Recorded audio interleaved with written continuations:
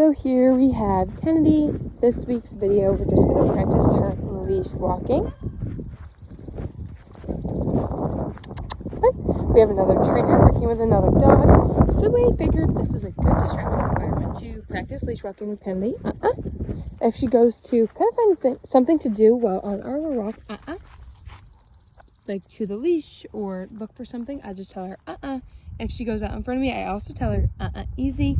Wait for her to correct herself, coming back to my left side, or give me some slack. Excuse me.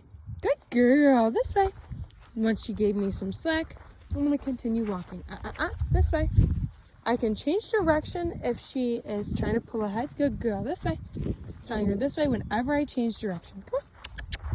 Good girl, yes. Good job. I love the focus that she's giving me. I want to promote that in good behavior for that. This way. Good girl. Yes. As you can see, she's kind of putting her head down, which is perfectly fine. I don't mind that. I don't really mind her smelling as long as she's still listening and still walking with me, which she is doing. Now, I don't mind the crinkling. I'm getting some treats really quick for her. So if I were walking her to, say, go potty or different things like that, I wouldn't necessarily not let her sniff and go about. If she wants to go out about and sniff, I would have her on a bit of a longer leash. She's only about 3 to 4 feet long. Kennedy, good girl. Oh yeah, you smell that I have treats in my hand now, huh? Good girl. If she were going potty, I'd have her on a longer leash, a little bit more space to kind of find a spot to go potty, as you don't want them having to go potty right next to you. You want them to be able to use their instinct to find a place to go. So allowing her to do that is fine on a potty walk, but this walk, I want her to be focused on me and respecting me in our walking. Good girl, yes, good job. And say she wasn't really behaving exactly how you want it to be, you can always just lure her to your left side and promote that positive, loose leash walking to your left side. That's always a good thing to do as well. This way. Good girl. Good girl. She is a very beautiful light caramel coat, which I love because it kind of just changes a little bit. This way. Come on. I want her to kind of step up and start walking a little bit faster and not have her nose on the ground. This way. This way. Good girl. This way. Good girl.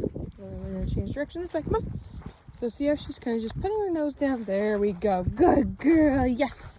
That's what I want. I want her head up, kind of looking at me, figuring out what we're doing, and not her head down. And I can actually like keep a nice taut leash if that's the case. Good girl. Until her head's up. And then once her head's up, she gets that slack. So I can keep that nice and taut until she brings her head up. She is trying to find a treat right now, which I'll let her get because I dropped it. But if you need to, you can hold it nice and taut until her head's up and she's paying attention, and then she'll get the automatic slack once she leans her head up. This way. I'll show you just what I mean. Come on. Leave it. Leave it. Once she gives me that. Come on. Yes, good girl. Once she picks her head up, she gets that slack. That's what I want. This way.